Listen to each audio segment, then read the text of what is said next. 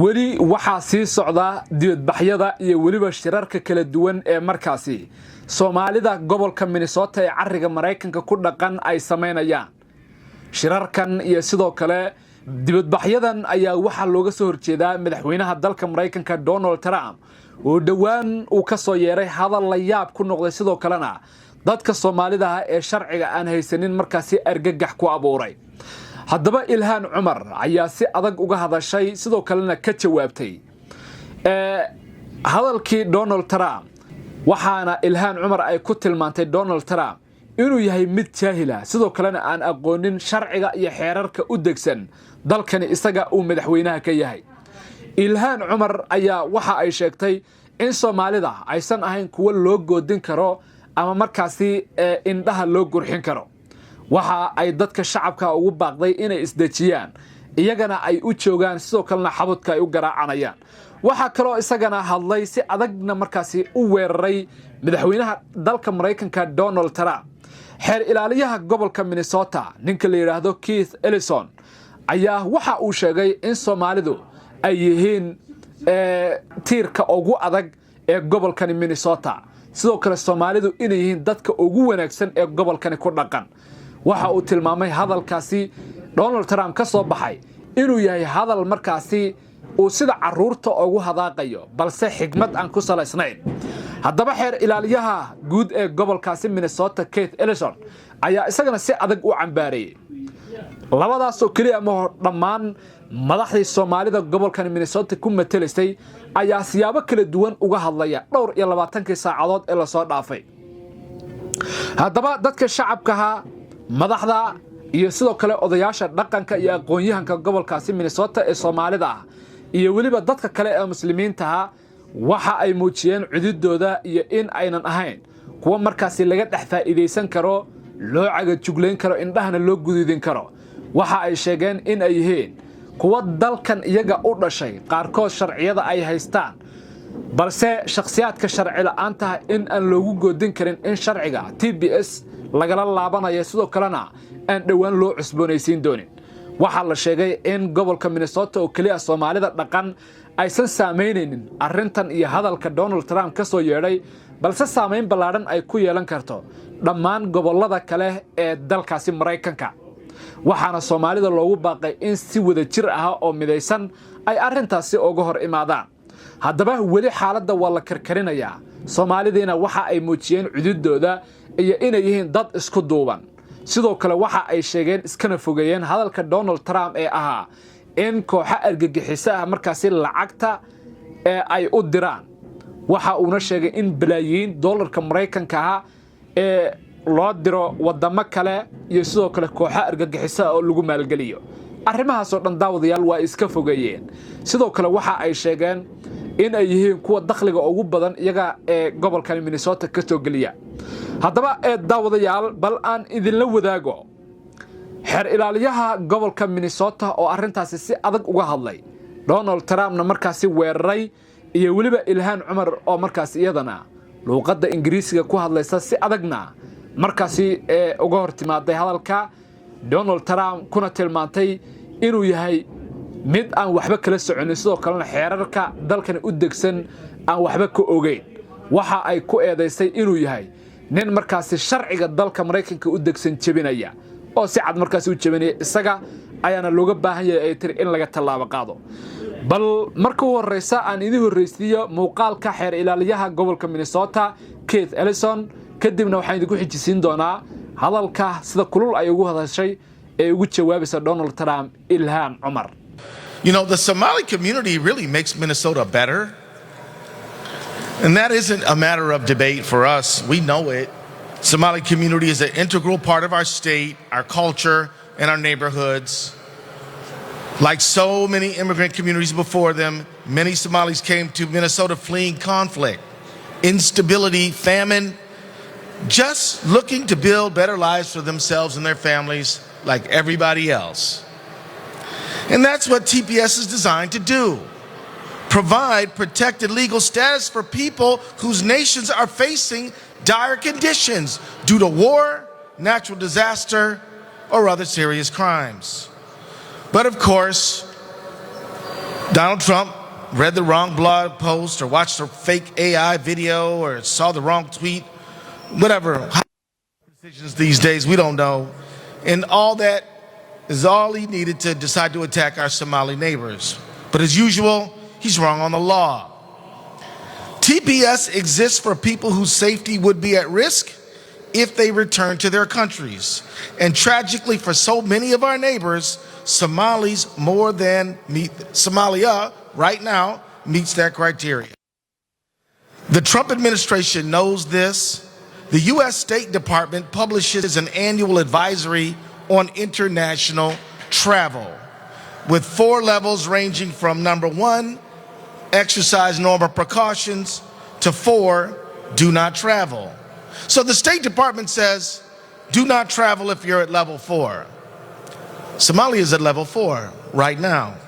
So somehow, the Trump administration wants to claim that Somalia is too dangerous for anyone to visit, but perfectly safe to return TPS holders to return to. This is obviously absurd, obviously political, obviously wrong, but Trump's ploy is, par for the course and same as ever. He wants us pointing fingers at each other while he and his cronies run a scam on America, swindling your tax dollars, accepting $400 million planes, denying the Epstein files, anything to stop from focusing on the matters at hand. So my office is looking at every option on the table to push back against this threat. And because this isn't the first time Trump has tried a tactic like this, there are some good examples we can follow. Multiple efforts to cancel TPS holders in the first Trump term were successfully litigated. Those lawsuits continue to defend TPS holders this time around. Recently, a lawsuit to protect Syrian refugees from a very similar executive order is making good progress through the courts right now, and we're keeping a close eye on that. Most importantly, we're not going to turn our backs on our neighbors. But because, of course, Somali immigrants are good for Minnesota, just like Hmong immigrants are good for Minnesota, Mexican immigrants are good for Minnesota, German, Italian, Irish, Norwegian immigrants are good for Minnesota, and Anishinaabe and Dakota people are good for Minnesota. They are together what makes us us. Weaponizing negative stereotypes and racism against our neighbors is morally wrong. It has no place in our state, no place in our law, and no place in public discourse around protecting people from the most dangerous conditions on the planet. People from all walks of life and all across the world are proud to call our state home, and Minnesota is better for it. We reject this callous cruelty and embrace our Somali neighbors with compassion and the care that we all deserve.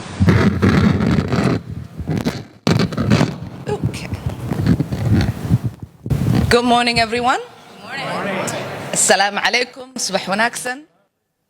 I am really delighted to see so many incredible leaders and so much of our community here.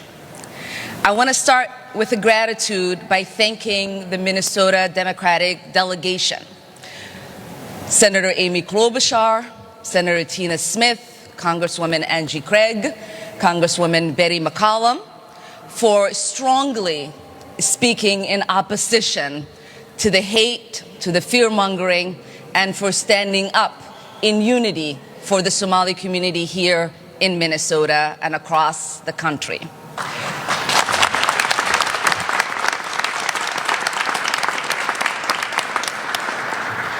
I also want to thank Governor Tim Walz, Lieutenant Governor Patty Flanagan, Attorney General Keith Ellison, for reminding folks why Minnesota is a great state, because we all stay united and uplift one another. And I want to thank the incredible leaders who are behind me, whether they are elected officials or faith leaders or community leaders, for speaking in one unified voice against the scapegoating of a community that has thrived in Minnesota and whom most have chosen to call this state home. I think I want to speak to a few things. One, I want to speak to what Trump has tweeted and what it means for those of us who call this incredible state home. Because facts matter, and facts are important. It is unfortunate that we are led by a president who does not understand the laws of this land. When the president tweets as if he has the authority to terminate temporary protected status for Somalis in Minnesota, even little kids in 8th grade know that that is not an authority that the president has and can wield.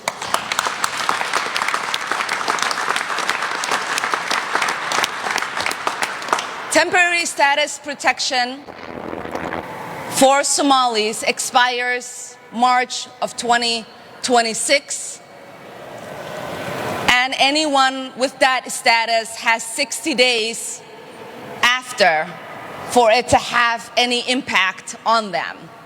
And so if you are confused, if you feel threatened, know that the law is on your side and our demented president can't do anything about it.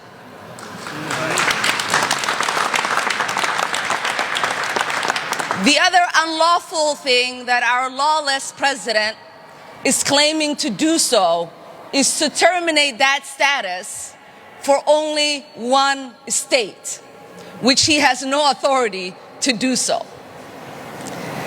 So, for the 300 or so people that are impacted, that currently live in Minnesota and across the country, we see you and we stand with you, and we will make sure we do everything that we can to help make sure that your status is adjusted before March of 2026.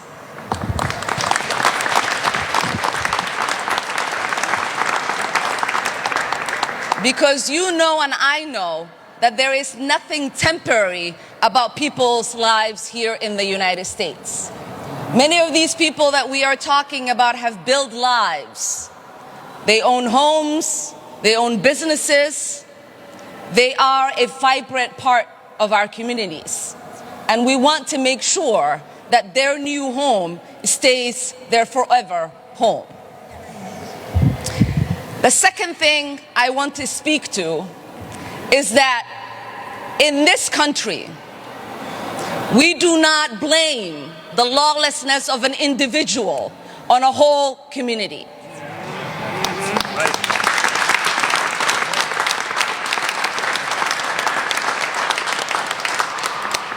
Because if you believe in law and order, you understand that if a person commits a crime, they face justice. And that you don't put that crime on a whole community. What we also know is that there is not a single evidence that the president or his coonies have put forth that there are any single resource from taxpayers in Minnesota that has gone to aid and abet terrorism. That language is dangerous. That language puts the lives of Somalis not only in Minnesota, but across the country in danger. And if the president believed that, and he had evidence, he would take people to court. So we are sick and tired of the president waking up one day and deciding to put forth falsehoods and demonize whole communities, while the ignorant people that support him then take the lies that he's spreading and use it as a fact. We've seen it during the campaign where he said Asians were eating cats and dogs. We've seen his vice president repeat those lies. We've seen the media run it as a headline as if it was a fact. That is shameful. That is shameful. That is ignorant. It makes us look like a stupid nation that does not believe in truth but traffics in lies. It makes the world mock us, and we are better than that. We are better than that as Americans.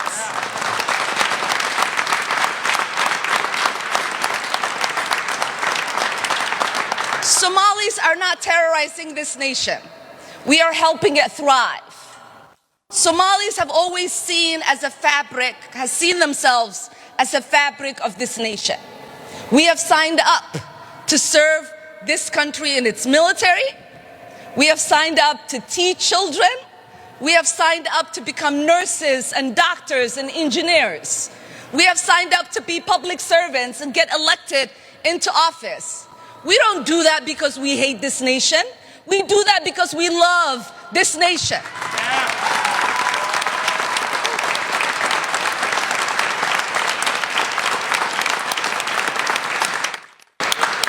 We do that because we have deep gratitude to the Americans who have given us the opportunity to find a new home, to settle in that new home, to find new joys in that new home, to start families in that new home, and to call that new home our own.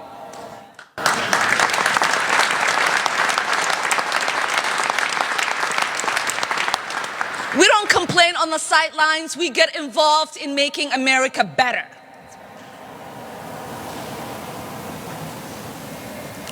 And finally, before I get off this stage, I just want to take a moment, because I always jokingly say that Minnesota doesn't just welcome refugees, but it sent one to Congress.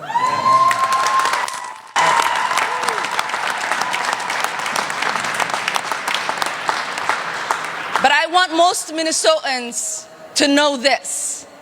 Majority of us Somalis who are here, as my friend Ali said yesterday, most of us, this was not the first place we came when we came to the United States. But most of us chose Minnesota as our home because Minnesota is special to us. Minnesotans are special to us.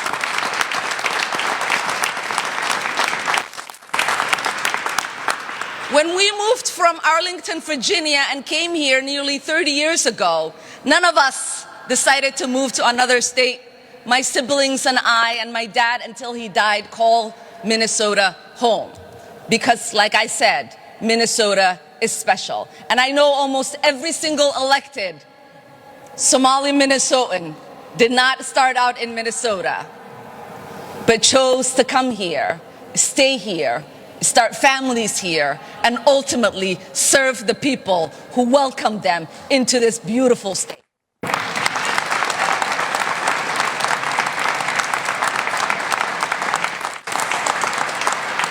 So not only are we not going anywhere,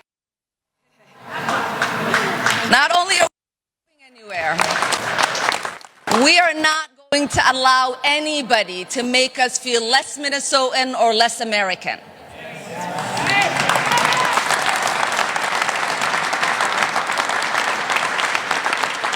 We are not going to allow anybody to push us into the shadows. We're not going to allow anybody to erase our presence and our contribution. And we are not going to allow anyone to scapegoat us. Because as Somalis, what we learned from Minnesotans is that you have to be resilient to thrive in Minnesota. And we are goddamn resilient. Thank you so much.